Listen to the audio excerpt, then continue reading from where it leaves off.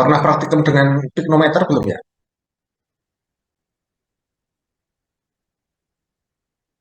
Itu di kimia farmasi ya, itu pengukuran densitas ya.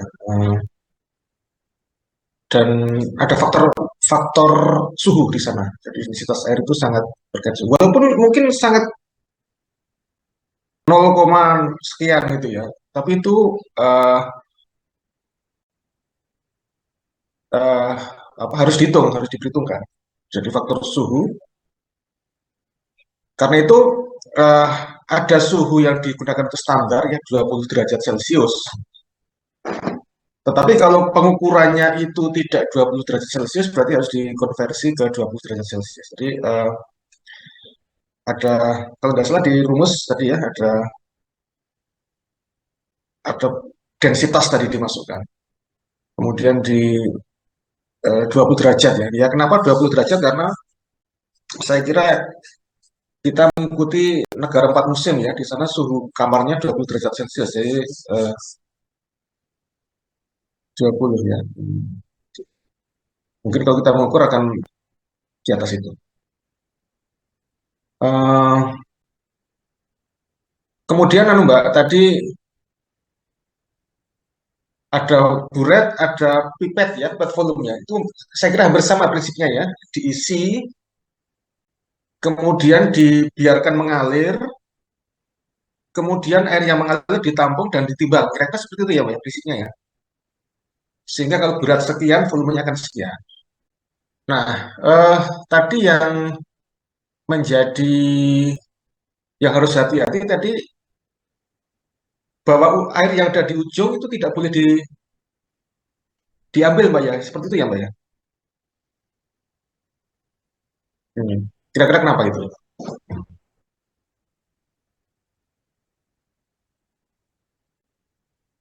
Kenapa air yang di ujung tidak boleh diambil?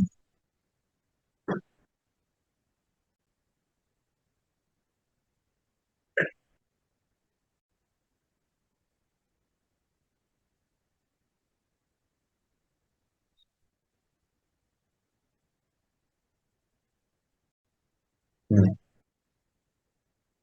Jadi alamiahnya Mbak ya, kalau di apa jenenge atau dikeluarkan pasti akan ada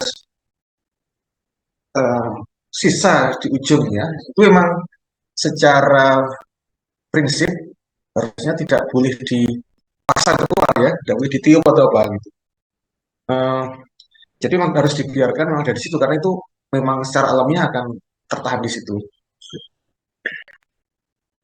Walaupun juga ya, apa kadang-kadang kalau kita menggunakan micropipet itu malah kita apa ya, kita dorong keluar semua kan ya. Jadi hmm, sebenarnya yang benar itu yang tersisa di ujung tidak boleh dipaksa, tidak boleh dikeluarkan. Itu karena alamiahnya akan ada sisa sedikit di situ. Nah, yang harus hati-hati juga tadi ya waktu memasukkan air ya, tidak boleh ada yang nempel di luar, kan itu mempengaruhi apa, atau apa namanya air yang masuk ke air yang ditimbang itu memang benar-benar air yang berasal dari dalam buret ya atau buret volume ya, tidak boleh berasal dari luar itu. Jadi kira-kira itu ya. Jadi berdasarkan berat air nanti akan dikonversi ke volume. Dan nanti rumusnya sebenarnya itu sederhana ya. Anda bisa pelajari. Itu sebenarnya prinsipnya apa namanya berdasarkan eh, jumlah airnya ya. Nanti ada apa namanya ada faktor densitas dan seterusnya dimasukkan. Kemudian itu bedanya to content dan to deliver itu apa, Mbak? Tadi ada yang to content dan to deliver itu maksudnya apa?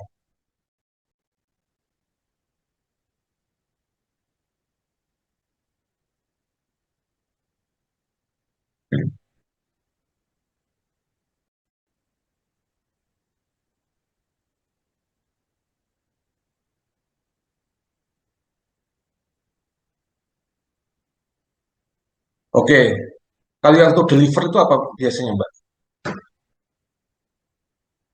piala,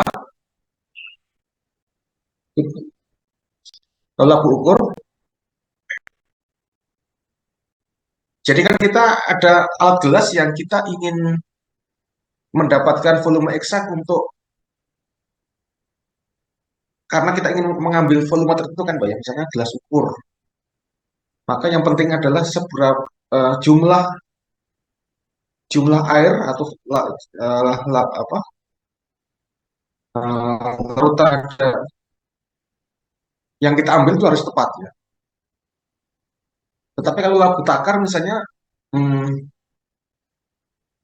yang tepat adalah jumlah volume yang kita butuhkan atau misalnya bikin larutan kan kita butuh butuh volume tertentu kan. Maka itu yang harus akurat. Sementara kalau gelas ukur itu kan yang kita butuhkan adalah jumlah volume yang akan kita ambil. Mungkin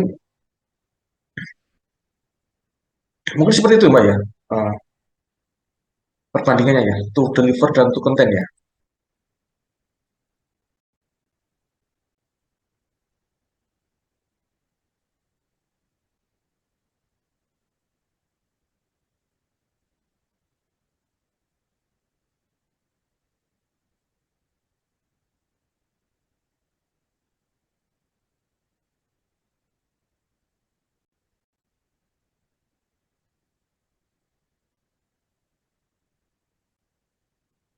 Gitu ya Mbak Sani ya. Hmm. Terus apalagi tadi?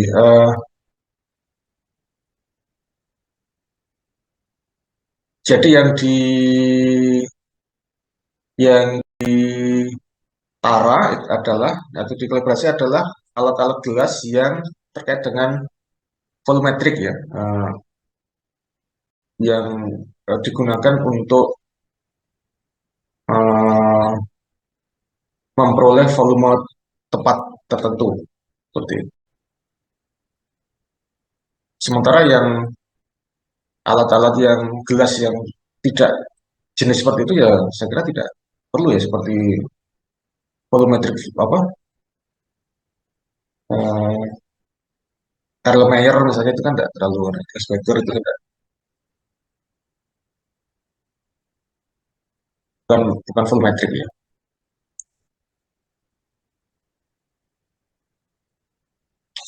Terus tadi ada anu ya apa namanya statistiknya ya. Jadi UGF ya untuk membandingkan rata tadi. Jadi tinggal dibandingkan hasil yang ditemukan dibandingkan hasil yang seharusnya. Jadi si- simpangannya berapa? Apakah berbeda atau tidak?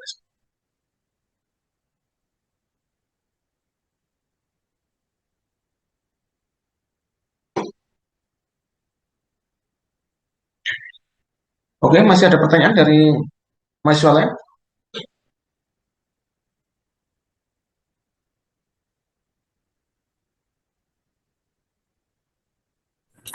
Izin bertanya, Pak. Ya, silakan pertanyaannya ke Mbak Sania. Baik, Pak. Eh, jadi saya ingin bertanya terkait kalibrasinya itu eh, kapan harus dikalibrasi dan seberapa sering harus dikalibrasi untuk peralatan gelas. Mengingat peralatan gelas itu salah satu peralatan yang paling paling sering dipakai saat di lab. Seperti itu. Terima kasih.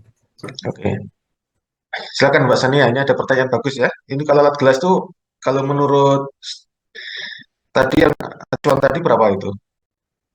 Berapa periodenya berapa?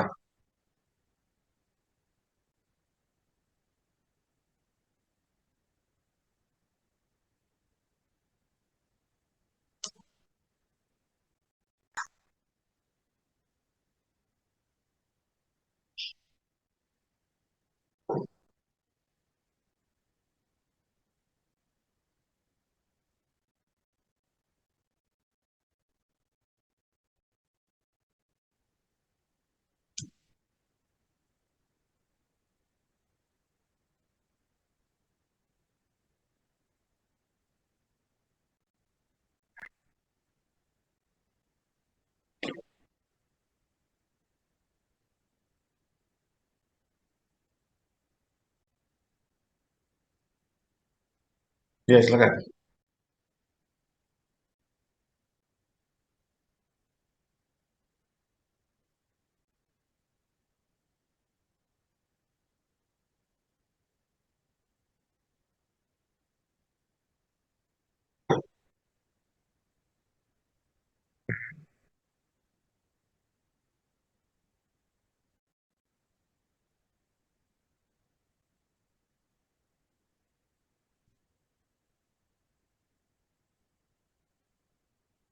Oke.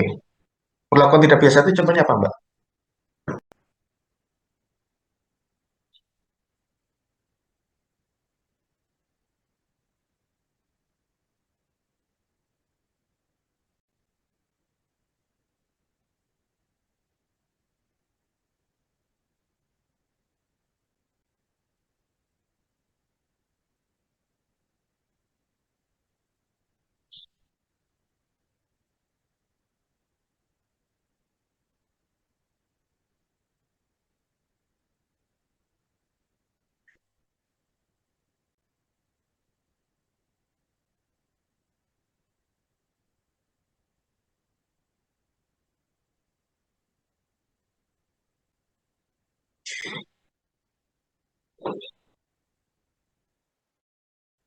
Yang ya,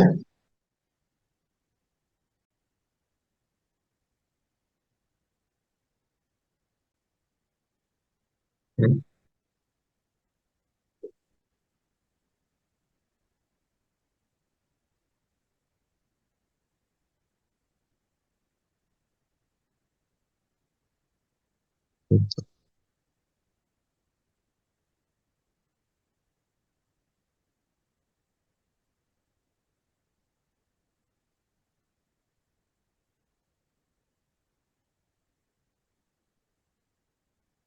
oke, baik. Mas Aji masih ada tanggapan? Sudah, Pak. Terima kasih. Oke, baik. Jadi secara umum tadi ya setahun sekali, tapi bisa aksidental ya jika diperlukan. Dan memang alat gelas itu juga tergantung apa ya, penggunaan juga kehati-hatian dalam penggunaannya. Tadi sudah dicontohkan suhu ya.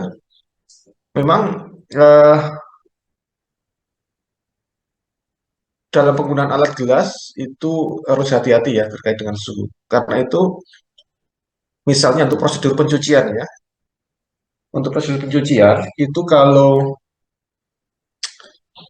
alat gelas yang non volumetrik itu kita bisa menggunakan suhu 80 derajat. Tetapi untuk yang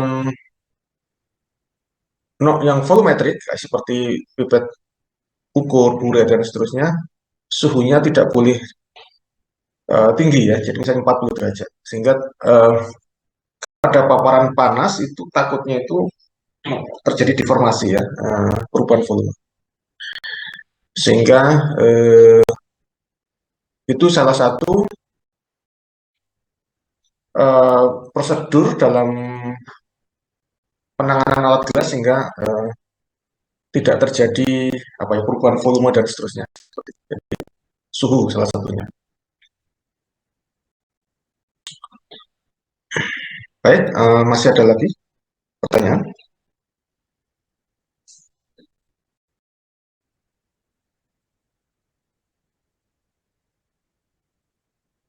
Kan itu juga pengeringan ya Mbak ya. Pengeringan juga Anda tidak boleh ya. Pipet Anda keringkan terlalu tinggi suhunya itu tidak boleh. Jadi em, kalau untuk pengeringan sebaiknya jangan terlalu tinggi itu karena itu terpapar lama kan ya. Eh, eh, di setel rendah saja untuk pengeringan. Nah, terutama untuk yang alat-alat volumetrik itu tidak boleh ya, terpapar panas tinggi itu tidak boleh.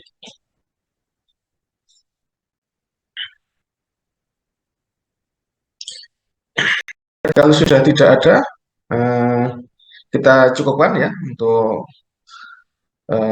Mbak Sania. Terima kasih Mbak Sania ya. Silahkan bisa dilanjutkan untuk eh, makalah berikutnya. Silahkan.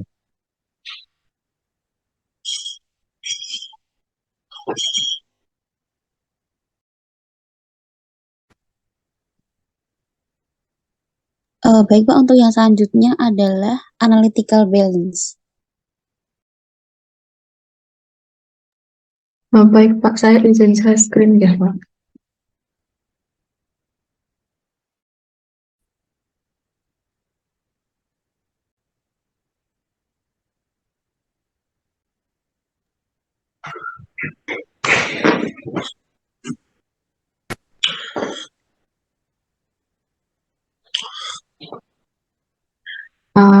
Baik sebelumnya,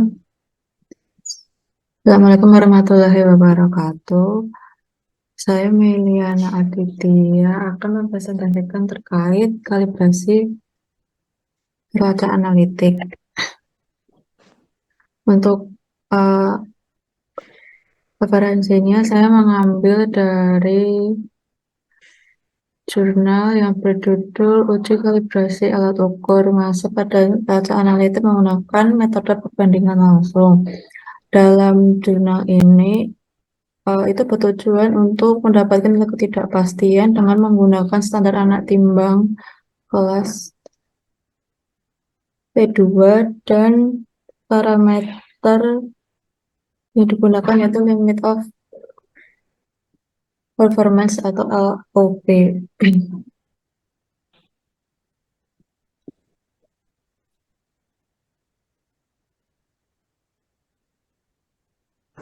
Setelah diketahui untuk kalibrasi itu merupakan kegiatan bertujuan untuk menentukan kebenaran konvensional nilai penunjukan alat ukur dengan cara membandingkan terhadap standar ukur.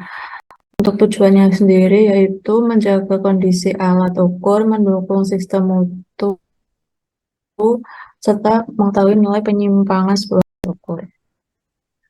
Nah, untuk analitik sendiri, untuk prinsip kerjanya itu menimbang massa suatu bahan kimia dengan tanpa adanya pengaruh udara bebas sehingga pengukurannya dapat secara akurat. Untuk metode berdasarkan jurnal tadi yaitu yang pertama itu ada persiapan untuk pengujian itu bisa dengan meriksa fisik alat, lalu selanjutnya itu pengujian fungsi alat. Untuk pengujian fungsi alat ini yang pertama ada pengecekan anak timbang, lalu yang kedua menghubungkan timbangan dengan listrik. Setelah itu atur posisi level timbangan yang dikalibrasi, kemudian dinolkan. Lalu setelah itu dilakukan tahap pengujian tahap 1, itu pengujian kalibrasi daya ulang pembacaan, lalu dilanjutkan dengan pengujian tahap 2, yaitu pengujian penyimpangan penunjukan. Tahap 3, pengujian efek pembebanan tidak terpusat, dan pengujian tahap 4 yaitu pengujian histeresis. Untuk penjelasan terkait pengujian akan dijelaskan pada slide selanjutnya. Nah, untuk yang pertama itu ada kalibrasi daya ulang pembacaan. Untuk yang pertama yaitu menentukan 2 titik pengukuran, titik dengan beban setengah dari kapasitas timbangan dan titik dengan beban maksimum. Untuk beban yang digunakan sendiri yaitu yang pertama ada sebanyak 10 anak timbang yaitu 20, 40, 60, 80, 100, 120, 140, 160, 180, dan 200 gram. Kemudian untuk yang kedua menggunakan 1 buah anak timbang standar atau maksimal 2 buah. Setelah itu mengatur nilai timbangan menjadi 0. Yang keempat, mencatat nilai Z atau timbangan tanpa beban, jadi sebelum diberikan beban. Yang kelima, mencatat nilai anak timbangan pada timbangan. Lalu dilakukan pengukuran sebanyak 10 kali. Lakukan langkah yang sama untuk titik dengan beban maksimum atau 200 gram.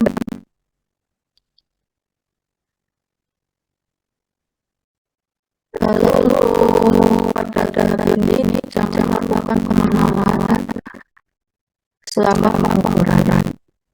Yang kedua ada pengukuran penyimpangan. Untuk halamannya menentukan 10 titik pengukuran yang terbagi secara seragam dari kapasitas maksimum. Yang kedua, mengatur nilai timbangan menjadi 0. Yang ketiga, mencatat nilai dari satu atau tanpa beban sebelum mengukur dengan beban, lalu menentukan anak timbang dan menentukan ukuran dengan beban yang sama dan mencatat nilai tanpa beban. Yang keempat, melakukan langkah yang sama pada 10 titik pengukuran di sebanyak 10 kali. Dan yang langkah yang terakhir, penimbangan yang tidak dinolkan selama mendadak. Lalu selanjutnya ada perhitungan nilai varisis untuk langkahnya. Yang pertama, mengatur nilai timbangan menjadi 0. Yang kedua, mencatat nilai sisa 1 tanpa beban sebelum mengukur dengan beban.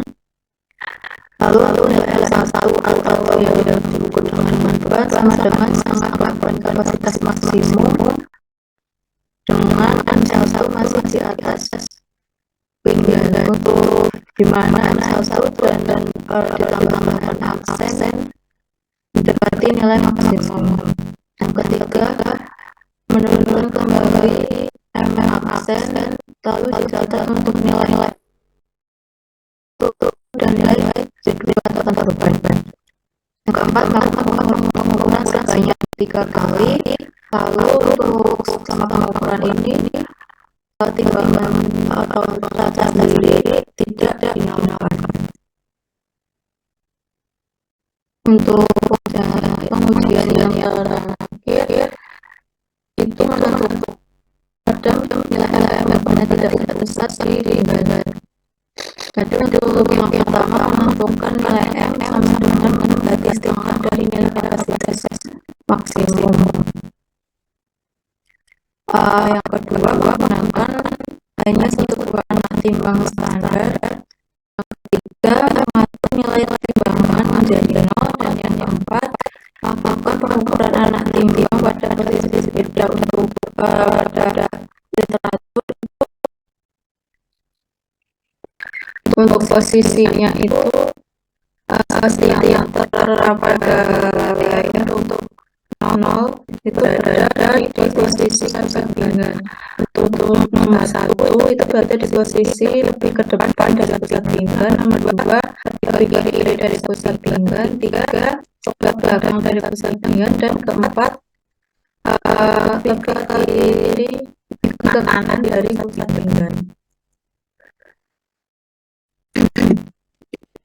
Lalu untuk berdasarkan sumber lain itu juga dilakukan kalibrasi literal dengan anak timbang dengan berat 5 gram. Yang pertama, melakukan penimbangan anak timbang standar, lalu mencatat hasil penimbangan, mengulangi kali penimbangan, kemudian mengikuti nilai rata-rata dari kali penimbangan tersebut. Untuk toleransi perbedaannya, anak timbang yang berobat 1-5 mg lebih kurang 0,14 mg, anak timbang berbobot 100-500 lebih kurang 0,25 mg, dan anak timbang berbobot 1,5 gram lebih kurang 0,54 mg. Kemudian untuk presentasi terkait kalibrasi data analitik saya kembalikan kepada presentasi. Silakan bisa dilakukan sih. Silakan tanya dari teman yang lain.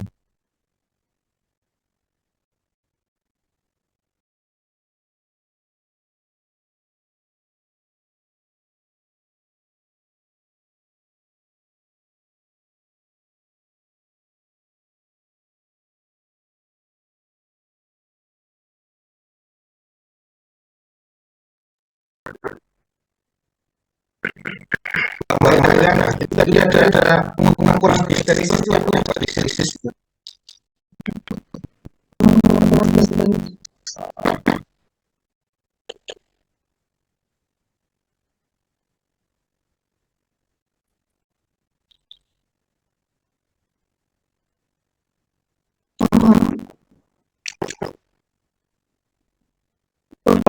Pengukuran atau penyimpangan yang timbul ketika dilakukan secara berkesinambungan dari dua arah yang berlawanan.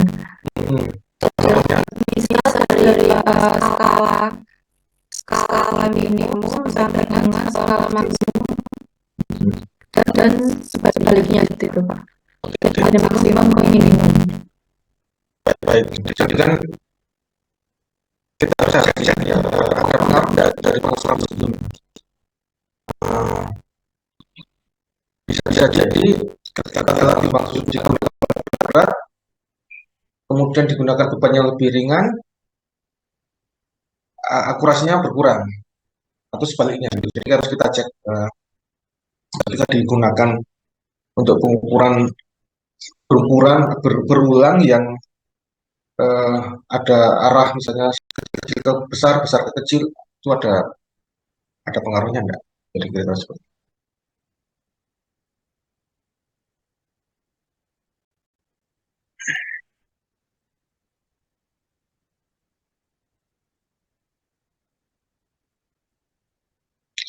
Jadi untuk kalibrasi alat anak timbang itu prinsipnya dengan kita harus punya alat ujinya, standar ujinya. Dalam hal ini anak timbang yang akurat. Yang akurat. Karena itu untuk kalibrasi alat alat timbang ini tidak bisa sembarangan orang ya harus punya tadi peralatan untuk standar anak timbang tadi yang eh, apa namanya yang akurat gitu ya yang beratnya itu sangat yang digunakan untuk pengukuran anak timbang dan tadi ada beberapa apa namanya beberapa hal yang diuji ya jadi misalnya keterulangan jadi ditimbang 10 kali hasilnya seperti apa tidak boleh dinolkan ya ditimbang dicatat ditimbang lagi dicatat 10 kali kemudian juga mengukur misalnya setengah dari beban maksimum dan beban maksimum kemudian dibandingkan kemudian juga mengukur pada interval berat tertentu tadi ya kemudian posisi juga posisi anak timbang itu juga diukur ya walaupun ketika ada menimbang itu sebaiknya di tengah ya di tengah tapi untuk jaga nih kalau misalnya ada yang timbang di pinggir ya itu harus diuji ya baik Mbak mungkin ditampilkan yang tadi Mbak yang apa yang awal tadi Bang yang diagram alir tadi diagram alir di depan nah ini ya pengujian sampai 4 tahap ya tahap satu itu apa daya ulang bacaan ya tadi ya kalau di men- me- keterulangannya seperti apa gitu ya ditimbang 10 kali harus harus ada apa keterulangan ya keterulangan supaya kemudian tahap dua apa ini pengujian penyimpangan ya penyimpangan penunjukan kalau penyimpangan kaitannya dengan anak timbang standar tadi anak timbang standarnya 10 mili misalnya atau 100 mili itu menunjuk 100 mili tidak jadi itu yang diukur kemudian efek pembebanan tidak terpusat tadi ya yang di bisa bisa diletakkan di pinggir kemudian histeresis tadi yang ada arahnya jadi sampai 4 tahap ini yang harus diuji ya kemudian fisik alat kemudian fungsi alat dan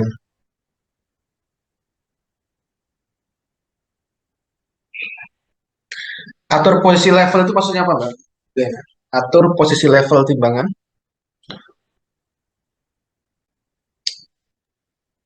Pak, itu Pak, mungkin untuk timbangannya itu ditempatkan pada posisi yang data seperti itu Pak.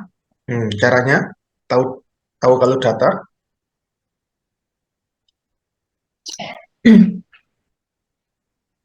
Mungkin bisa untuk ditimbangan, mungkin bisa dengan visual atau untuk ditimbangan itu biasanya ada seperti itu mata ikan, nah Hmm. yang kayak bulat kecil itu mungkin bisa dilihat dari situ Pak. Hmm. Itu apa istilah namanya apa itu? Mata ikan, benar nama mata ikan. Mata ikan atau mata air ya itu ya? Sebentar. Apa namanya?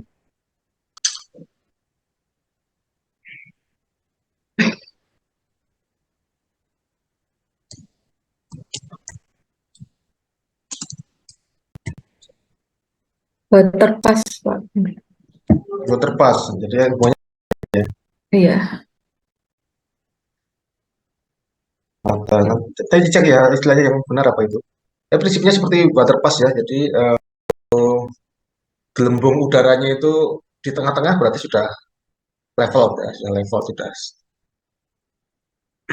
Karena itu timbang itu tidak boleh sembarangan dipindah-pindah ya, harus di situ tempatnya karena hmm, posisinya harus level, harus level. Jadi eh, sehingga kalau dipindah nanti harus diulang lagi, harus dilevelkan lagi.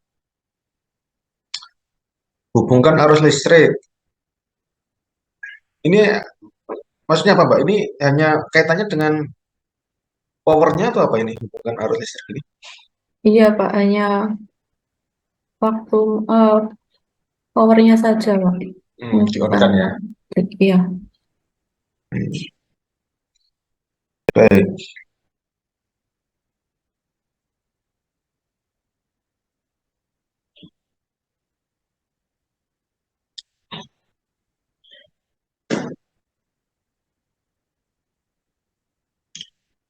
Eh,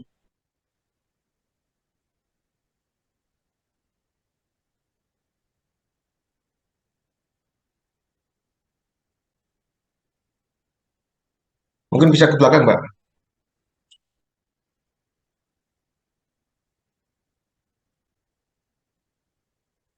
10 kali ya. Hmm.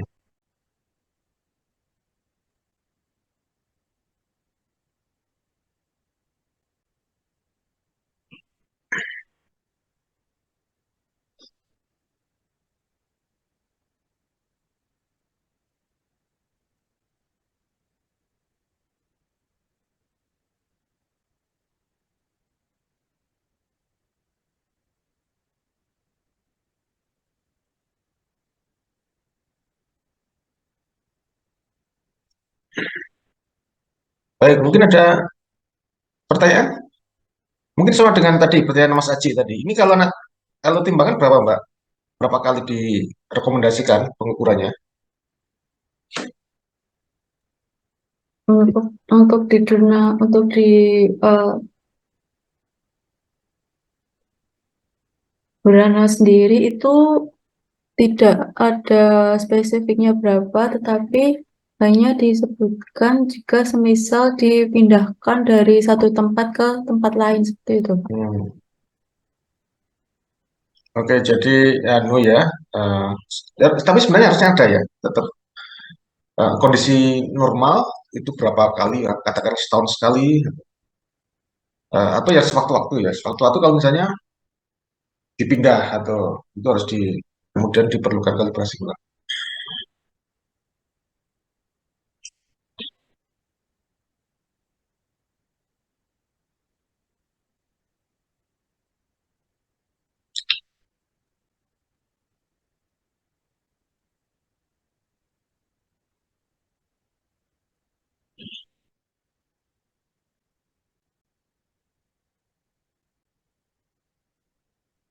Kemudian ada statistiknya enggak, Bang? Tadi ada perhitungan statistiknya enggak tadi? Sebentar. Untuk perhitungan statisnya tidak saya cantumkan di dalam PPT-nya, Pak. Tapi untuk di jurnalnya ada, bisa saya tampilkan.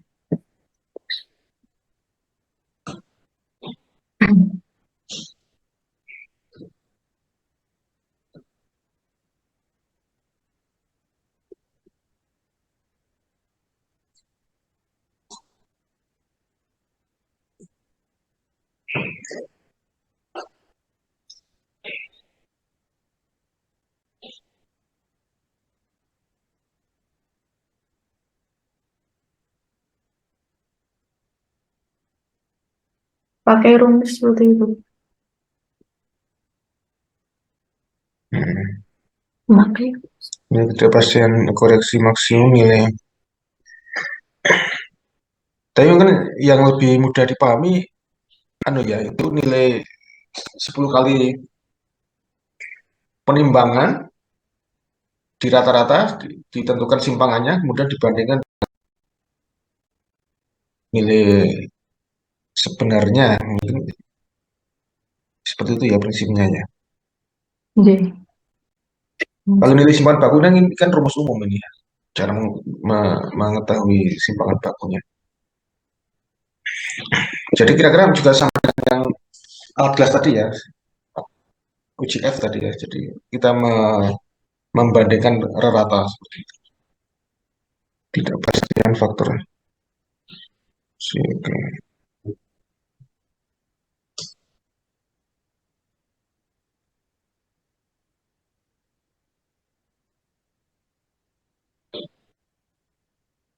Baik.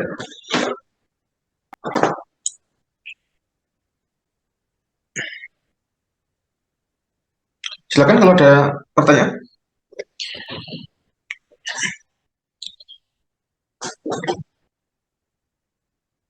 Mungkin ada tambahan eh, bahwa kalau kita menggunakan neraca ya, neraca analitik, itu untuk kondisi di mana kelembabannya rendah, itu seringkali kemudian faktor elektrostatik berlaku ya, berlaku. Jadi anak timbangnya itu tidak berfungsi dengan baik karena ada gaya elektrostatik yang menahan gitu ya. Nah, kalau kondisi seperti itu umumnya kemudian ada semacam alat ya yang digunakan untuk menghilangkan gaya elektrostatiknya itu. Jadi ada semacam eh, alat yang kita tembakkan ya, kita tembakkan untuk menghilangkan efek elektrostatik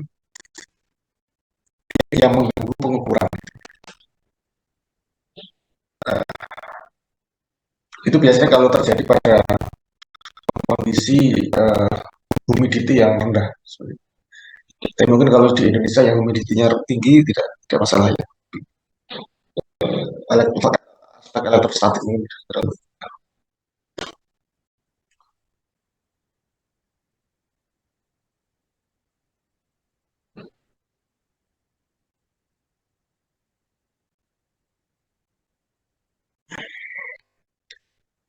Baik, kalau sudah tidak ada, saya cukupkan ya untuk Mbak Mei ya.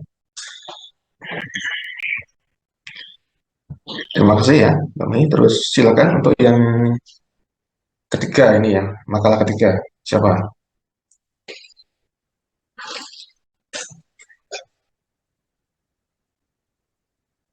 Baik, izin share screen Pak Sartono. Ya, silakan. Ya, baik. Terima kasih atas waktunya. Saya Meila Tunjuk Training Room. Hari ini akan mempresentasikan terkait kalibrasi spektrofotometer UV-Vis. Sebelumnya, apakah slide saya sudah terlihat dengan jelas? Sudah. Ya, baik. Terima kasih, Pak. Untuk kalibrasi spektrofotometer UV-Vis, saya menggunakan badan standar pedoman dari Badan Standarisasi Nasional yang disusun oleh Direktorat Standar Nasional Satuan Ukuran Termoelektrik dan Kimia nomor SNSU PK.F 01 2020. Untuk kalibrasi spektrofotometer yang pertama ada pemeriksaan awal. Ada beberapa poin penting dalam pemeriksaan awal untuk kalibrasi spektrofotometer. Yang pertama adalah pemeriksaan visual. Setiap kekurangan yang diperoleh ketika melakukan pemeriksaan visual harus didata dan dievaluasi. Kemudian yang kedua, dilakukan pengecekan nilai stray radiant energy atau SRE atau kebocoran cahaya yang tidak diinginkan dengan menggunakan filter SRE pada daerah 200 nanometer hingga 450 nanometer. Kemudian yang ketiga, bila diperlukan lakukan pengukuran baseline brightness dan noise dari instrumen. Kemudian yang terakhir adalah selama proses kalibrasi suhu lingkungan di sekitar spektrofotometer harus dipantau dan dicatat karena ini merupakan memberikan pengaruh terkait kalibrasi yang akan dilakukan. Apabila ada range, karena ada range suhu lingkungan yang ditentukan pada pertemuan kali ini yaitu sebesar 23 sampai 23 derajat plus minus 3 derajat Celcius. Apabila terdapat kondisi suhu yang di luar rentang tersebut, maka koreksi terhadap pengaruh suhu harus dipertimbangkan. Kemudian setelah persiapan awal dilakukan persiapan peralatan. Persiapan peralatan dalam proses kalibrasi ini menggunakan filter standar baik berupa larutan ataupun glass. Untuk itu, filter standar yang akan digunakan harus dibersihkan terlebih dahulu menggunakan pengembus udara atau air blower untuk memastikan tidak ada debu ataupun kotoran yang di permukaan filter standar. Kemudian apabila terjadi kontaminasi, maka perlu dilakukan pembersihan menggunakan kain bebas serat atau microfiber. Kemudian proses kalibrasi pada spektrofotometer UV vis ini ada dua yang paling utama. Yang pertama adalah kalibrasi akurasi penunjukan panjang gelombang serta akurasi photometric accuracy. Kemudian kita masuk ke kalibrasi penunjukan panjang gelombang. Untuk langkah-langkah yang dilakukan untuk kalibrasi penunjukan panjang gelombang ini dilakukan menggunakan holmium glass. Itu berlaku untuk larutan holmium oksida dan dimium glass. Secara umum dapat dilakukan sebagai berikut. Yang pertama itu, instrumen itu harus dinyalakan paling tidak selama 30-60 menit agar peralatan elektronik dan sumber cahaya telah stabil untuk melakukan pengukuran. Kemudian yang kedua adalah kita harus mengatur rentang scanning atau pemindaian panjang gelombang. Misalnya dari 240 nanometer, 650 nanometer ketika menggunakan filter holmium glass atau tergantung pada acuan yang akan digunakan. Jadi ada beberapa panjang gelombang yang memang menjadi acuan terkait proses kalibrasi. Kemudian yang ketiga, sebisa mungkin atur ukuran slit agar mendapatkan nilai SPW sesuai sertifikat.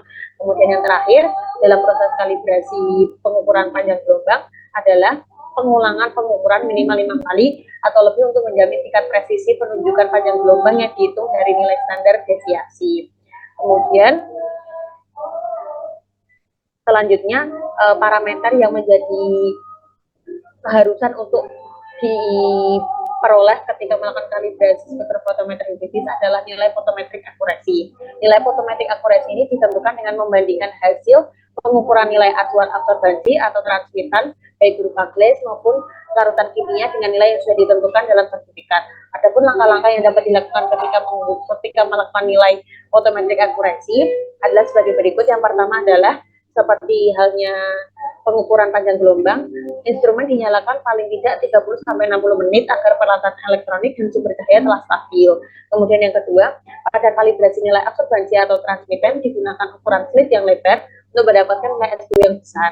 Kemudian yang ketiga, atur panjang gelombang spektrofotometer, misalnya pada 590 nanometer atau sesuai dengan rentang pengukuran. Kemudian yang keempat, gunakan paling tidak 2 filter absorbansi yang mencakup batas maksimum dan minimum nilai yang digunakan. Misalnya digunakan filter absorbansi dengan nilai 0,5, 1,0, dan 1,5 ABS untuk mencakup penggunaan pada daerah 0,5 kurang dari ABS. Mungkin itu dulu dari saya. Ada pertanyaan atau saran? Saya persilakan.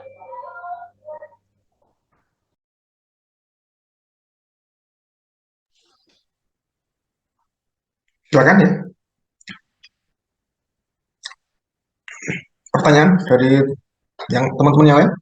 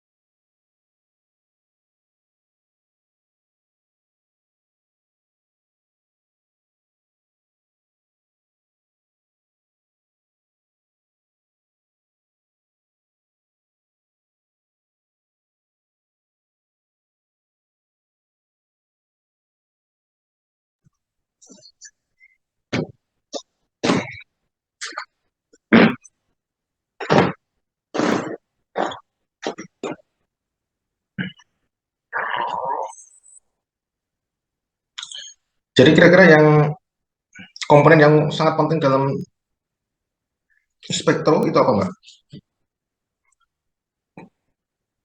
Baik, dari buku panduan yang saya baca, yang paling penting itu Pak, apa namanya, alat pengukur panjang gelombangnya, kemudian ada nilai fotometrik akurasi yang dapat dilihat dari nilai absorbensi. Jadi yang paling penting adalah alat di mana bagian yang dapat menunjukkan absorbensi dari yang paling akan diukur dengan spektrofotometer itu, Pak. Kalau di komponen spektrum itu sendiri, itu semua bersumber dari apa? Bersumber dari sampel dan cahaya yang diserap pada sampel itu sendiri, Pak. Sumber cahaya ya, Iya, betul. sumber cahaya. Jadi karena itu eh, biasanya perlu diperiksa pertama itu apakah sumber sumber cahaya dari spektrum itu masih berfungsi dengan baik. Karena itu cara ngeceknya ini tadi ya dengan yang pertama berdasarkan apa tadi spektranya ya, spektranya dan eh, yang kedua berdasarkan akurasi fotometriknya.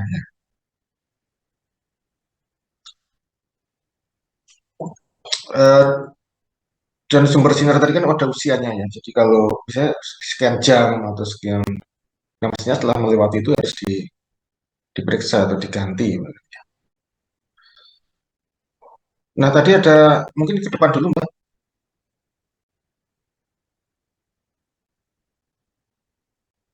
Nih stray radian energi itu apa Mbak? Bocoran sinar itu maksudnya apa?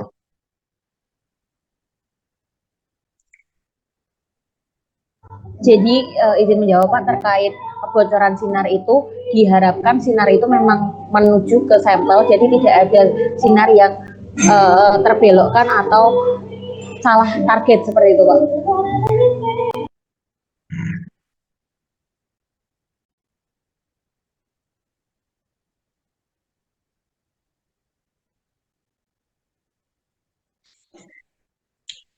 Oke, jadi kebocoran sinar ya. Jadi atau ini mungkin kan ya, hmm, ada sumber sinar lain yang masuk mungkin ya.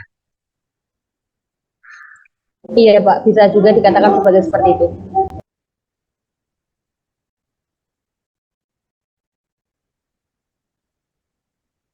Nih, di sini juga ada suhu ya, suhu juga diperhitungkan. Jadi 23 plus minus 3 derajat.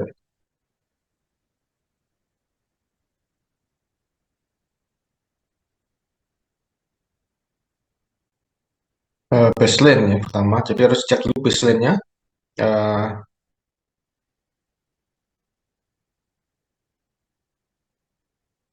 apa namanya flatness ya, baseline flatness dan noise ya. Jadi instrumen itu pasti ada noise-nya, tapi tidak boleh melebihi dari tingkat normalnya itu ya. Nah, itu dicek dulu. Lanjut, Mbak.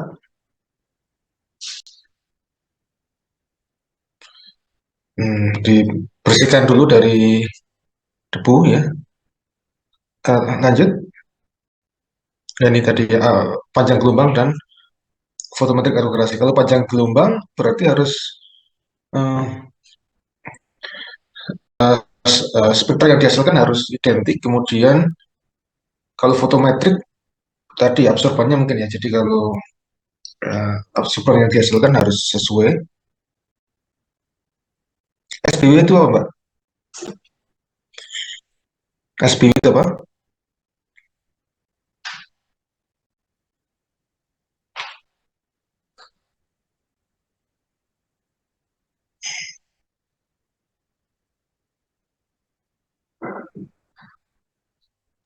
Izin menjawab Pak terkait SPW itu adalah spektra bandwidth atau panjang gelombang itu sendiri Pak.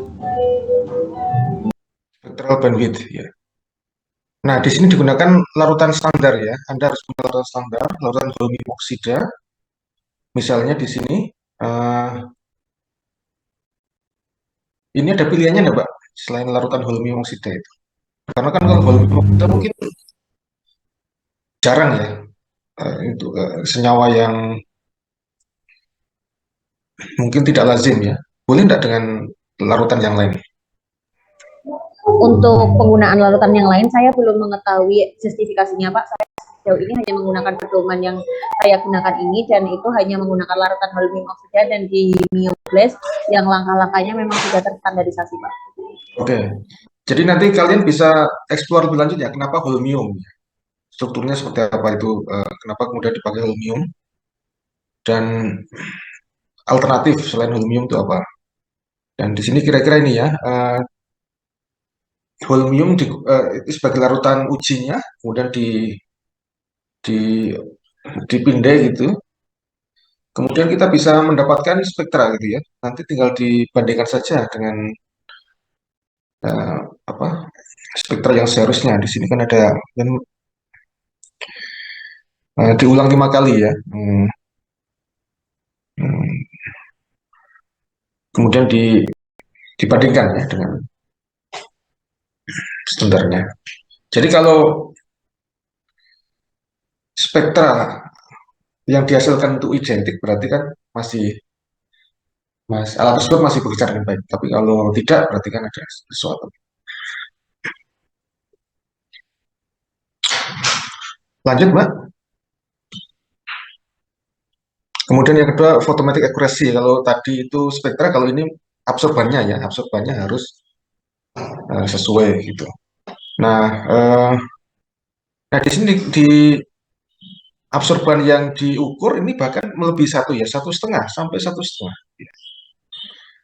Hmm, selama ini kita cenderung menggunakan 0, di bawah 1 ya, 0,8 misalnya. Tapi di sini sebenarnya kita bisa menggunakan absorban sampai 1,5. Secara teoritik, kenapa kita tidak boleh menggunakan absorban yang terlalu besar ya, Mbak Mei ya? Baik, Pak, terkait ketelitiannya, Pak, kalau misalnya absorbansinya terlalu besar, nanti di luar rentang kurva kalibrasinya, jadi nanti ketelitiannya tidak dapat dipastikan atau diragukan, Pak. Sebenarnya kalau terlalu kecil, di bawah 0,2 apa resikonya itu?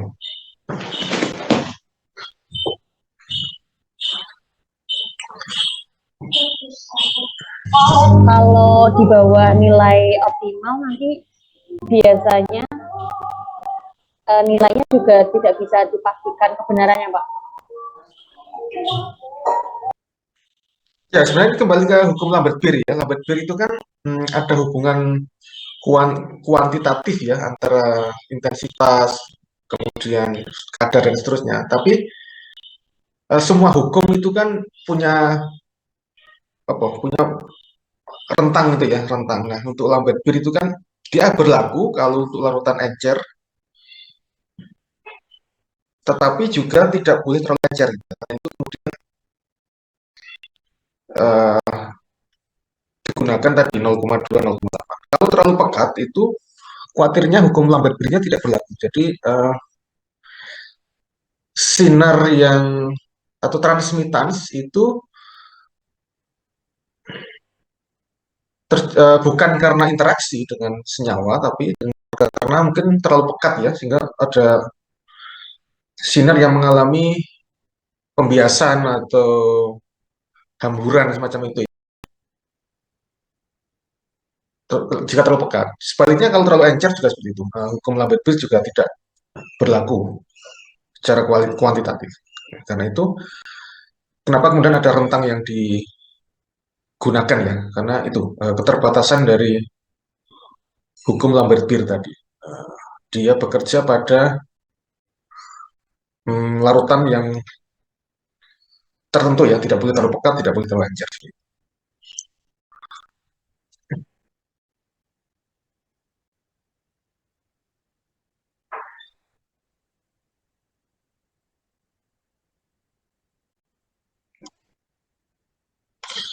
Jadi digunakan filter absorban ya, batas maksimum dan minimum.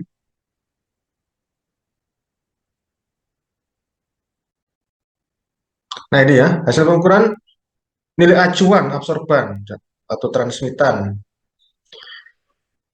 baik berupa gelas atau larutan kimia dengan nilai yang disebutkan dalam sertifikat. Nah, jadi ada nilai acuannya ya. Nah, kita menggunakan eh, senyawa acuan, sehingga kita tinggal membandingkan saja. Kalau kita gunakan itu, kita bandingkan nilai absorbannya itu sesuai tidak dengan nilai acuannya. Hmm.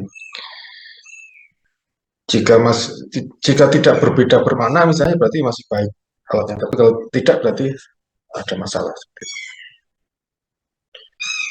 Jadi, kita juga ini menggunakan prinsip pembanding ya. Kita menggunakan membandingkan dengan pembanding. Dalam ini yang kita ukur dua ya, ketepatan panjang gelombang atau spektra.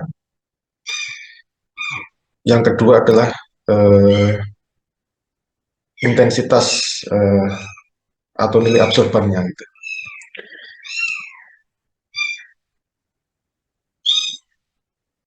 Saya kira itu ya.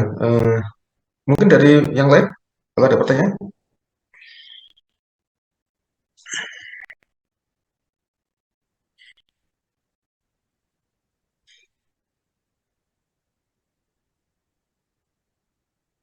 Mbak Meli, Mbak Mei, itu selain jadi ada outcome yang kita ukur ya.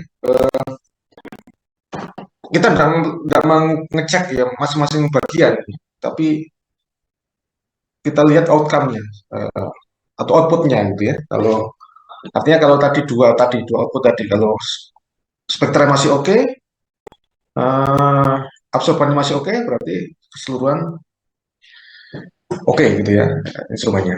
Iya Pak, dari pedoman seperti itu Pak. Jadi dilihat outcome-nya bukan per bagian di cek satu-satu Pak. Oke. Tapi kembali ya, yang menjadi komponen itu sumber cahaya ya, sumber sinar tadi yang biasanya komponen yang bisa di replace dan bisa diganti pada periode waktu tertentu.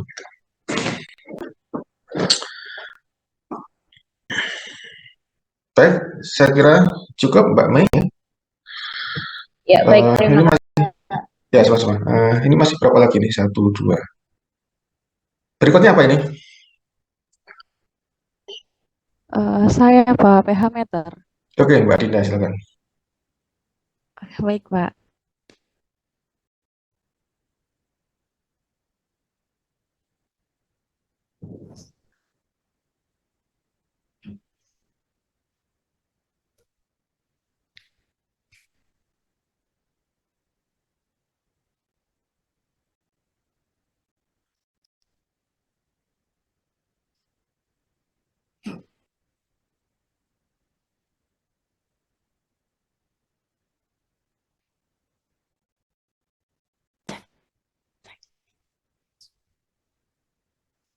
Baik, sebelumnya apakah sudah muncul slide saya? Ya sudah. Baik, selamat malam Pak Sabtono dan teman-teman sekalian. Saya izin mempresentasikan terkait dengan kalibrasi pH meter. Berikut referensi yang saya gunakan. Langsung saja, yang pertama terkait dengan definisi pH meter. pH ini memainkan peran yang penting dalam banyak reaksi biokimia, terutama dalam reaksi yang dikatalisis oleh enzim. pH didefinisikan sebagai logaritma negatif konsentrasi ion H+. pH meter sendiri merupakan alat yang digunakan di laboratorium untuk mengukur konsentrasi ion hidrogen atau H+, dan memberitahu kita apakah larutan yang diberikan bersifat asam, basa, atau netral. Pengukuran pH meter digunakan menggunakan larutan buffer karena bersifat stabil terhadap perubahan yang kecil. Lalu, kapan sih pH meter ini dikalibrasi? Untuk pengukuran yang sangat presisi dan tepat, pH meter ini harus dikalibrasi setiap sebelum dan sesudah melakukan pengukuran, atau minimal tiap 4 jam sekali jika pH meter ini sering digunakan.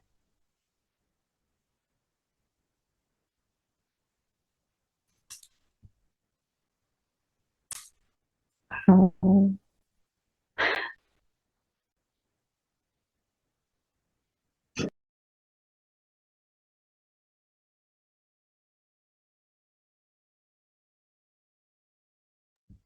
Baik, mohon maaf, sebentar Pak, agak nge-lag.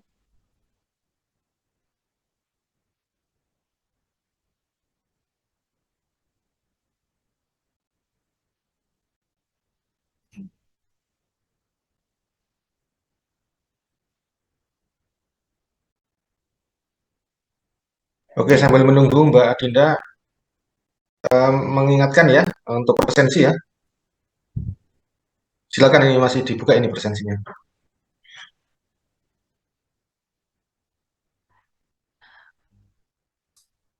Eh, untuk cara kalibrasi biometri sendiri, yang pertama, direndam sebentar elektroda dalam Aquades. Bilas berkali-kali dengan menggunakan botol semprot, menggunakan gelas kimia 250 ml untuk menampung air sisa semprotan.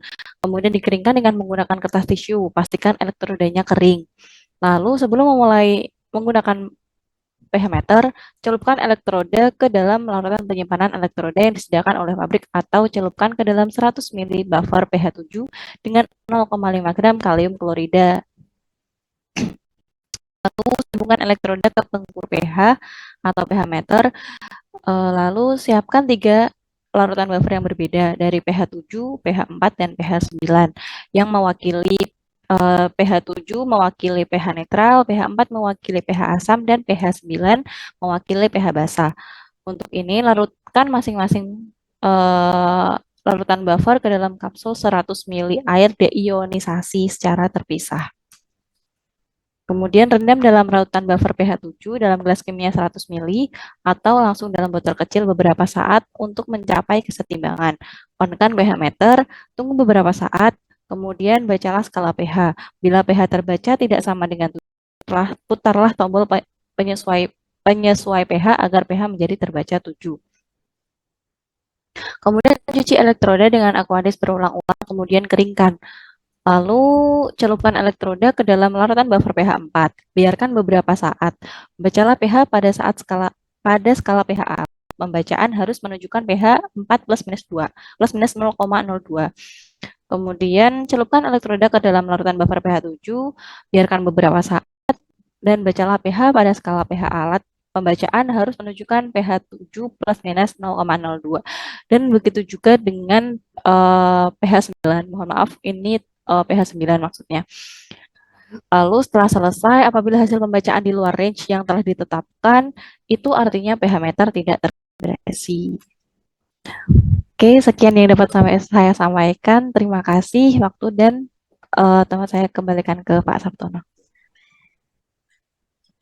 Baik, Mbak Dinda, itu kalau menulis pH itu jangan lupa ya, P-nya itu besar atau kecil? Uh, Pak. Ya, tadi ada yang besar ya. Itu singkatannya apa, Mbak? pH itu singkatannya apa?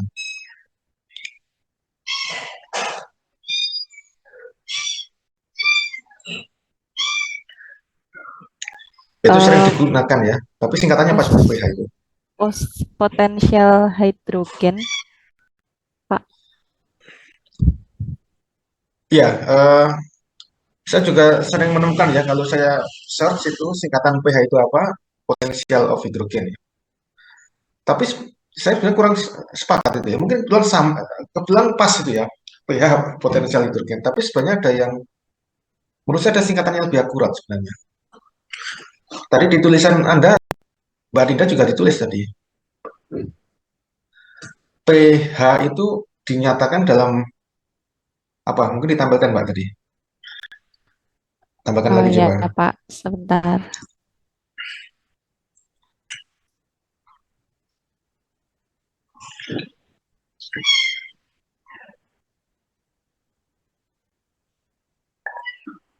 Nah ini nomor 2,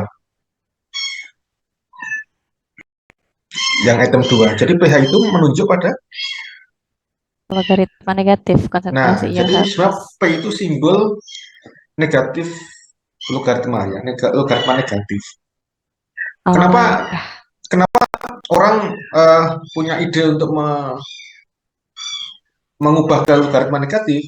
Sebenarnya itu untuk kemudahan ya. Kalau bayangkan Anda yang Anda tulis konsentrasi ion hidrogen, itu angkanya kan panjang sekali ya, 10 kalau minus sekian, kurang nyaman. Sehingga eh, dicari cara supaya lebih mudah itu dilogaritmakan negatif sehingga angkanya jadi mudah 7, 8. Karena itu kalau Anda lihat P sebenarnya itu kan juga muncul di mana-mana. PH, POH, PKA sama semua. Kalau ada P itu berarti Oh iya, betul Pak. negatif logaritma gitu ya. Jadi sebenarnya yang lebih akurat itu. Nah, pH singkatannya adalah logaritma negatif dari ion H plus. POH berarti logaritma negatif dari konsentrasi OH minus pKa juga seperti itu. Nah, mungkin lanjut Mbak.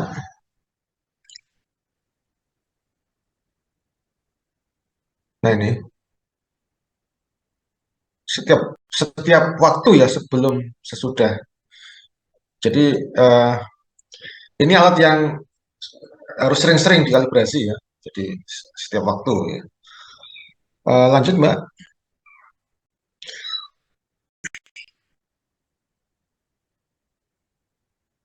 Nah ini mungkin ada apa namanya terjemahan yang kurang akurat saya kira Mbak ini ya. Yang terakhir misalnya ini. Ini kan Anda harus bikin 3 buffer ya. Ini buffernya diperoleh dari mana? Anda bikin sendiri atau bagaimana cara cara buffernya ini Mbak? Dibuat sendiri atau gimana?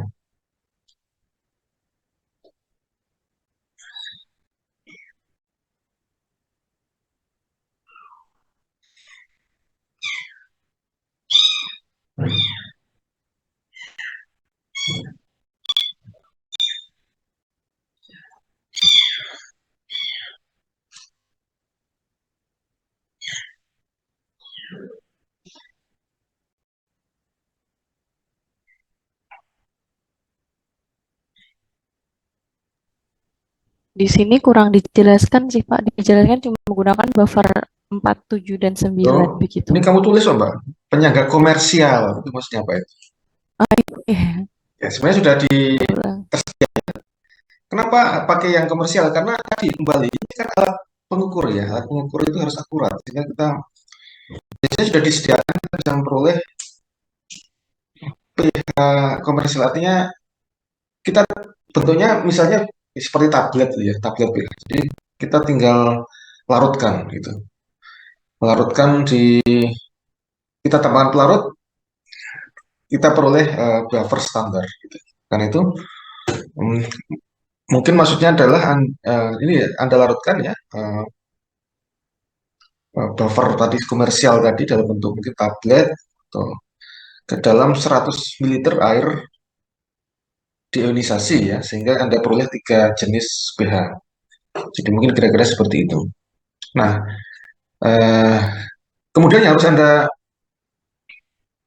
eh, ketika menggunakan pH meter ya itu eh, tidak boleh saling campur ya. Jadi walaupun buffer ya, walaupun walaupun kalau buffer itu kan kalau kemasukan asam basa sedikit tidak akan berubah, tapi tetap harus kita hati-hati ya. Sebelum dimasukkan ke pH yang lain itu ya dicuci dulu, dikeringkan baru dimasukkan gitu ya. Terus sehingga tidak ada kontaminasi dari masing-masing buffer.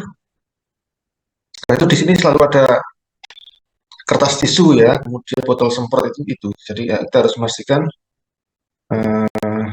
pH meter untuk selalu dicuci. Kemudian ini ya, jadi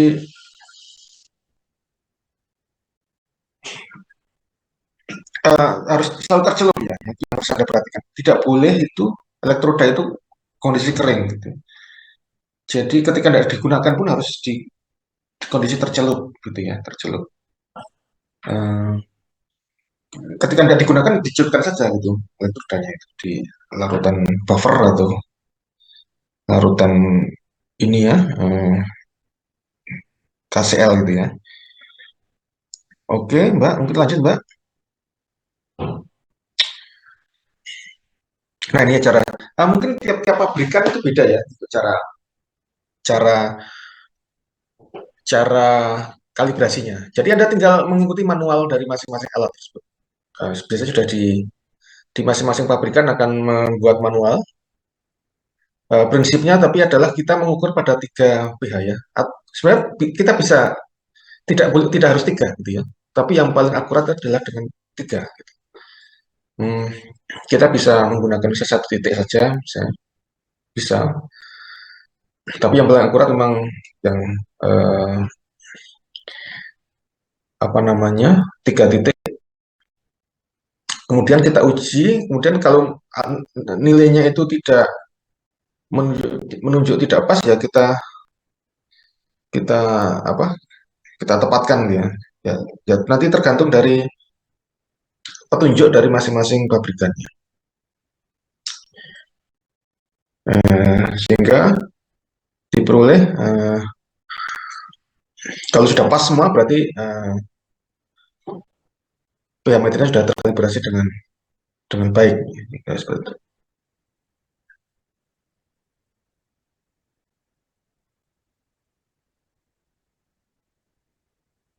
Kalau menurut saya itu Anda jangan terlalu mudah untuk mengotak-atik ini ya pengenol itu ya. Tapi coba kalau belum 7 mungkin Anda cuci lagi. Anda cuci mungkin kurang bersih elektrodanya. Anda kemudian coba dicoba lagi gitu. Kalau tombol untuk adjustment itu mungkin terakhir itu ya kalau misalnya memang ternyata tidak bisa pas itu ya. Tapi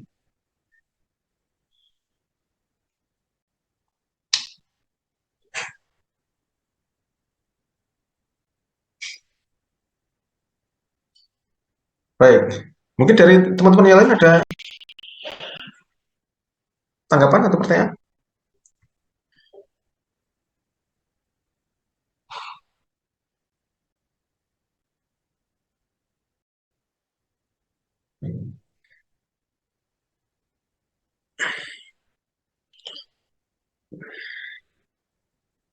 Baik, kalau sudah tidak ada, kita cukupkan ya, Mbak Adinda ya. Terima kasih, Mbak Adinda. Baik, terima kasih Pak.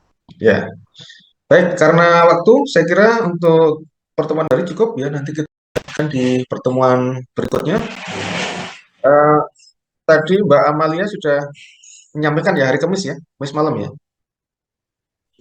Nggih, Pak. Kamis malam, baik, sehingga minggu depan harapannya sudah selesai ya. Jadi mungkin bisa ditukar, mungkin yang Selasa itu materi dulu, kemudian Kamisnya UTS, UAS-nya, mungkin seperti itu ya. Sehingga minggu depan sudah bisa kita selesaikan. Gitu ya, sepakat ya?